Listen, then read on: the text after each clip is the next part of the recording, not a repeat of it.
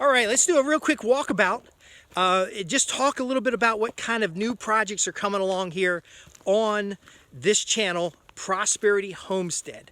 Now, you know, the lighting was perfect back there. We're going to walk a little backwards here. Anyway, we're going to have some projects coming up, including fencing for small livestock, goats in particular, homestead layout, like how we set the land up, how do we set the property up. We're going to talk about some family camping opportunities on your land or someone else's land. And I'm going to cut through here since it's a little bit shadier. Some tips. Oh, see, I can't just walk around on a piece of property. Look, I found a turd. Anyway, one of the things about getting use out of your land is that you're going to start recognizing and experiencing new things. And it's going to start making, I don't really know how to explain it, but there's this helpful enthusiasm that starts to happen when you recognize like the forest types and the age of the forest. And you recognize different things. Like, see that patch right there? See, there's like a patch right here? That's like a little camping nook right there. I didn't cut that out. It was already there. And it tells me that either it's heavy rocky soil, or in this case, because it's pine, like there could have been a big tree here that fell over. But again, as you're walking through the woods, it is a sensory overload. There's so many people today that are just watching the next YouTube video. And folks, I know I'm doing YouTubes, but I'm not a YouTuber. Okay, I'm a newsletter publisher, and I spend 80% of my time doing what I write about. And actually, I resist writing about what's popular or doing a video about what's popular, because I don't really give a damn what's popular. I only care about the clients when they have questions, making sure they get good answers, and ultimately subscribers like yourself. When you ask questions in the comments below, I will, help you out. Now, I also recently did a zoning review in order to change property from rural to agricultural. So we're going to do a little bit of video about the tips on that as well, because that's something you might need to do. Somebody even called up to the city planning or to the county board of supervisors and explained that the person who was buying the land had died. So you will have objections. People have negative connotations on agriculture because of what the industrial agricultural people have done, and they think that these small farms are just some rednecks that are out there. There might be rednecks out there, but a small farm is not going to smell if it's being operated correctly. So we can talk about that. People will say goat smell, sheep smell, chicken smell. All this stuff smells because they saw poor examples, piss poor examples of this. Rabbits. I grew up around, we had rabbits, a bunch of rabbits in a hutch, and there was like 20 some rabbits in a 12 by 12 building. And yeah, it smelled a little bit, but if you threw down wood chips and you got enough carbonaceous material in there, as Joel Salatin says, the carbonaceous diaper, you're going to end up with soil, not smell. The same thing with a lot of other agriculture. So coming up on the channel, we're going to talk about, again, small livestock. We're going to talk about how to plan. The lighting's super good here. I don't know why I look at myself, but I got to be over here. Anyway, I hope you understand that on this channel, you're getting unfiltered information, resources, ideas, and concepts from people that actually do stuff. Not folks that run a YouTube channel whose primary interest is advertising revenue.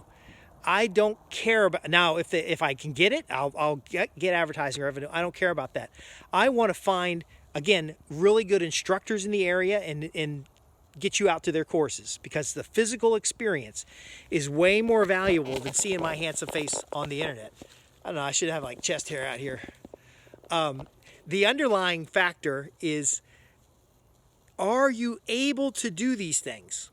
If you cannot do these things because you're sitting in front of the YouTube and it's 2 o'clock in the morning and you're still watching that next YouTube video, then we need to break that cycle. So I want to talk about a few mindset things that once you start getting out in these woods, so for example, we have a cook kit in the truck. I can stop at a place, pick up a dozen eggs, pick up some bacon, pick up some bread, go to the property and just have something to eat. You know, there's other opportunities. If you can carry, you might want to carry some Mountain House or some.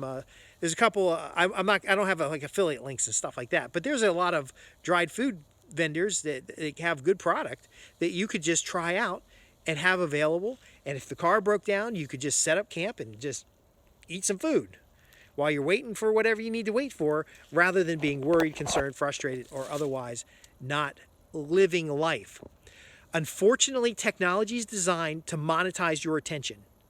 Now, I've got to use technology to reach people and help them get out of the matrix into nature, into this beautiful, fresh air, quiet. Now I can hear some noise, but we got to get some small shrubberies going here, kind of like Monty Python. Get some shrubberies going here to get some small birds.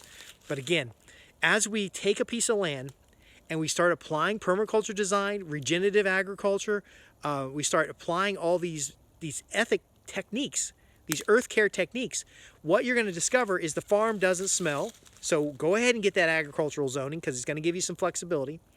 You'll discover that your animals are healthier, they live longer, they fatten up cleaner with better, healthier meat, better eggs. You end up with food security, because you can grow a beautiful garden. Even if you're in a forest, you can do a forest garden. You can see how much sun that patch gets. Look at that. You know, there could be blueberries up in that. There could be a lot of different things in that. You can run goats under here to thin this out more. So again, the biggest thing of what we're going to cover in future episodes is what you put in the comments below. And I think that's really why I'm doing this video, because I'm about to walk back, go get some lunch. In the comments below, tell me flat out what kind of content you want that will actually help you do something with a piece of land. Now again, you don't need to own the land to be a good steward of that. We've talked about that in the past. You can go volunteer at one of these other high quality permaculture design centers, at a regenerative agricultural site. You can go to a homesteading conference. You can go out there and participate. But what are the topics that are going to get you off of YouTube? What are the topics that are going to get... Oh, by the way, we're on YouTube, Rumble, BitChute, Parler. We're on a lot of different channels. But again, I own a media company that does social media marketing. It does website marketing. And I also do higher end consulting work in risk management and business development. But again, that's real world stuff. Are you able to go work your day job and then in the evening sit out on the porch, chill and relax, talk with the loved ones, have time with your family, to be a father, to be a mother, to build up what society tends to take away? See, society wants you to suck at the teat of corporatism. They want you to be afraid of the politics. They want you to be concerned about the economy. They want you to be fearful. How do we remove the fear? Now, in a previous video, I talked about the Survival Essentials course that's in my area. There'll be a link below to get on our newsletter, and you'll hear all about that. I think confidently you could address a piece of land if you start it with no land at all. No clothing, no shelter, no nothing. Completely naked and alone in the woods. Could you survive? Could you survive with the basic clothes you're wearing right now, whatever your EDC is? So in my case, I got a knife. Could I use just this knife and what I'm carrying today and be comfortable in the woods? Now, you're not going to be comfortable if it's snowing outside, but in this weather, you know, I can do quite well. Now, I would just walk down the road and buy some food, because I'm not that far from everything. But again, confidence, comfort, ability, it doesn't come from watching the next damn video. And I know you probably watched one of my other videos, and now you're watching this video, and then you're like, oh, it's dark outside, so I'm just going to watch it. No, go to bed. Go to bed. Get up bright and early and start working on your dreams. Okay? I'm talking to myself as much as I'm talking to you. Get up early, have a plan, make the dream happen. See, if your dream is all the time out there somewhere, if your dream is out there in the woods, or it's out whatever, and it's not in your brain and on paper, in a journal, in a plan, then you're basically working for somebody else's dream. They're holding that little carrot out there. They're dingling that carrot, dingle, dingle, dingle, dingle, and you're like, I want some carrot. Not knowing that you could just go grow some carrots. I want you to understand that. But again, I'm not a mind reader. I only write about what my clients ask about. But we have, so between YouTube and, so between the podcast, the YouTube channel, I don't know, there's probably like 100,000 views every month. I probably a little bit less than that. I don't track that for me as well as I would track it for a client, because for me, let's just wrap up with this one little detail. Okay, so you're watching the YouTubes about how to raise small livestock that you would take to market and basically sell the livestock, but you got all your own meat and stuff for free. So you recovered enough money selling the livestock in order to pay for feed, fencing, housing, and all your costs. Okay, there's a lot of channels that'll tell you how to do that. And you can watch like 50 videos. There's at least 50 videos that talk about this, and you can learn a lot. But do you really know anything? Like, until you get out and try it. Now, there's a lot of reasons why you can't. You know, maybe your health isn't that good. Maybe you think you're too old. Maybe you don't have a piece of land. Maybe you don't know how to get a piece of land. Maybe you don't know where to go and get the experience. Maybe you don't have the... We can address those things. But once you have a little bit of this, if you get outside and you go to these places, if you go attend the Survival Essentials course that I talked about, if you go attend a homesteading program, if you go get practical education and training, and I myself, even today, go out and volunteer at properties and volunteer to go do stuff. Now, most of the time, I'm going to a place and then I'm filming, and they ask me to be there for filming purposes or for promoting their location. But I don't charge them a fortune, because I'm enjoying it. I'm getting something out of it. I'm learning. It's a quid pro quo. It's the building of community. And so I got a lot of stuff coming up on the videos. Some of that stuff's already been recorded. Some of that stuff is just like the editor person doing this stuff. But again, if you want something specifically that is going to get your ass off the couch and get you out there doing something, even in your own yard. Oh, I'll tell you something. There's a property here that is got a natural landscape yard. It is less than a postage stamp yard.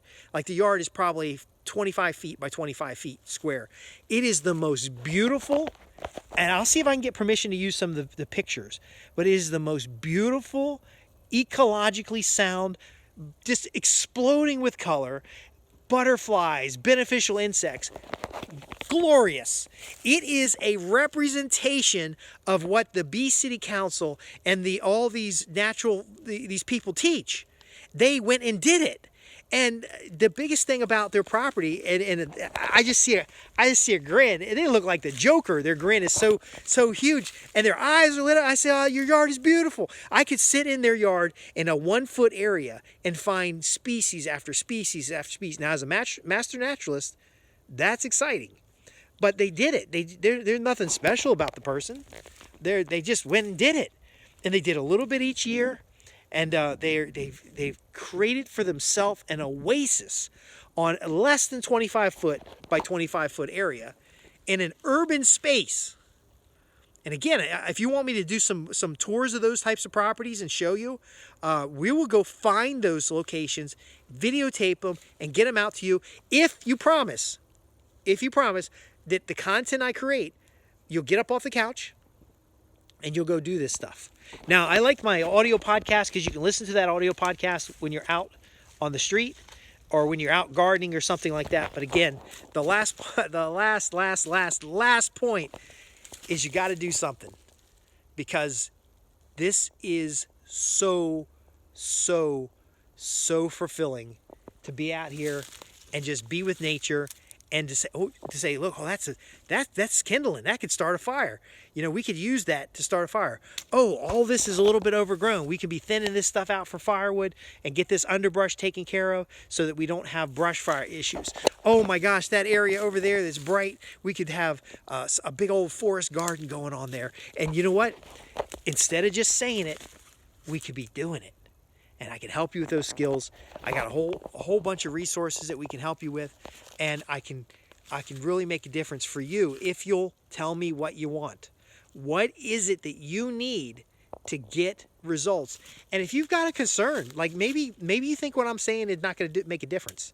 It's not going to make a difference. If I help the environment out, we're still going to have climate change. That's what the government's telling me. I got so much climate change. You know what? You can have a different climate in your yard. You can have a microclimate in your yard that's perfect for you and your family.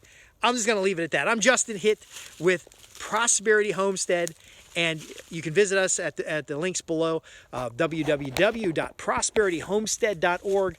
Ask your questions on the contact page, and then down below, ask your questions in the comments. I want to see the success, the joy, the passion that you're going to have being out in nature, connecting with your dream, and making your dreams possible. Thanks for watching, and I'll see you in the... No, I don't want to see you in the next podcast. I want to hear about your joy and excitement below because you went out and did something. All right, folks. Have a great one.